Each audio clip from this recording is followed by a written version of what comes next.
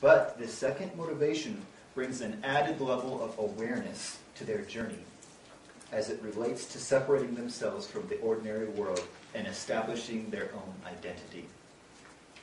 These willing heroes need someone to say, in effect, who you are is both valid and needed. They dive headlong into heroism because they are aware they need to overcome an outside opposing force in order to prove to others the worthiness and awesomeness of who they are. This validation is vividly seen in the character of the abnormally small mouse, Despereaux, in the tale of Despereaux. This tiniest of heroes ironically yearns to be the princess's knight in shining armor, to be found brave and true, and to experience happily ever after. In every crisis of courage that he faces, it isn't imminent death or catastrophe that troubles him most. It is this question of happily ever after, which he defines as a storybook knight rescuing his love. As he is being carried off to the rats, he says, in the story, in the book, love was a very good thing. Because the knight loved the fair maiden, he was able to rescue her. They lived happily ever after. It said so in the book. They were the last words on the page. Kate DiCamillo defines Despereaux's character journey clearly through the use of the threshold crossing stage in the form of the Mouse Council. These characters represent the essence of what it means to be a mouse. Their virtues are cowardice and conformity, and they present opposition to Despereaux's love of music, beauty, especially Princess P. DiCamillo uses them to clearly present the stakes of his journey to Despereaux and to us, the readers. Do you, Despereaux Tilling, understand the sacred, never-to-be-broken rules of conduct for being a mouse? Yes, sir, said Despereaux. He raised his voice. I guess so, but did you break them? Yes, sir, said Despereaux, but I broke the rules for good reasons. Because of music and because of love. Despereaux is asked to renounce his feelings or face exile to the dungeon with the rats. Instead, he declares his love for the princess. He crosses the threshold. The ending of this scene puts the question that Despereaux cannot answer on his own clearly in view. Is he truly a hero? Listen to this. Despereaux marveled at his own bravery. He admired his own defiance. And then, reader, he fainted. Despereaux loves his own heroicness. He loves being found brave and true. But he doesn't know if it's for real as long as he's the only one who feels that way. Earning the approval he seeks means succeeding at his ordeal, which will result in finding approval and a place. That approval comes for Despereaux when the princess shouts his name as he comes to rescue her. That the princess's acknowledgement is what he needed is made explicit by DiCamillo's narrator's voice. She writes, for Despereaux, the sound was worth everything.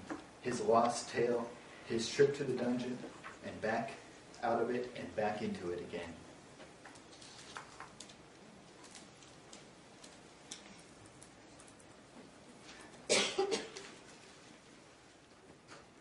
A third and more rare motivation for a willing hero is that of the idealization of childhood. What I mean by that is those protagonists who already seem to be completely self-actualized, fully delighted with themselves, celebrating their own awesomeness. Their own sense of self kind of launches them into any adventure that comes along. They're gung-ho for adventures. They're not bored to begin with. So, what do you do with these characters who are already complete? Because they're already so awesome, they are not motivated to grow, mature, or change from what they are now. The character journey for these heroes is found in overcoming their reluctance to grow. Peter, in Peter Pan, will never sacrifice his play world to grow up. He's a character who is fully pleased with himself. He is willing to have adventures and perform marvelous deeds but he is unwilling to change. He is identified by Anne Yeoman in Now or Neverland, Peter Pan and the Myth of Eternal Youth as representative of the eternal boy. She says that the eternal boy is an archetype that embodies childhood innocence and imaginative spontaneity, while less appealing aspects are often downplayed or ignored. Peter Pan idealizes youth, resisting all invitations to leave his make-believe playland. Wendy can be seen as both a mentor, inviting Peter to love and grow up, as well as the other willing hero in this story. Implicit for both Wendy and Peter is the question of whether they can maintain a playful, responsibility-free, static existence and not be lonely, like Hook. Wendy, of course, grows up and gains the responsibility for a family.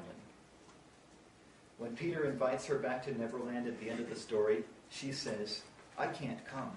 I have forgotten how to fly. Don't waste the fairy dust on me." Peter, conversely, remains a child, but will always be lonely because the world is not an unchanging place like Neverland. It requires that he grow up and become a man. When Wendy invites him to do just this, he responds to this call to adventure by saying, "Keep back, lady. No one is going to catch me and make me a man." By Peter denying the very nature of life to grow and become something more, his eternal ordeal is revealed. There is no having it both ways for Peter and Wendy. Their story is tragic because they never reach a peaceful place in their character journey. Wendy may have married and had a child, but she has forgotten how to fly. Peter may have defeated Hook in battle, but he ultimately winds up like him, alone. And remember where the hero's journey should end up, with the joy that you are not alone. In any case, I can find the eternal boy type of hero in children's literature. The character journey revolves around this question of growing up, opening up, becoming something more.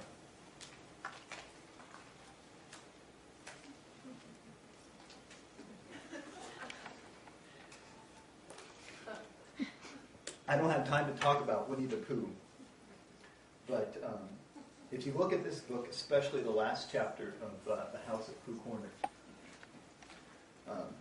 I think you'll find a willing hero of this third type in Christopher Robin.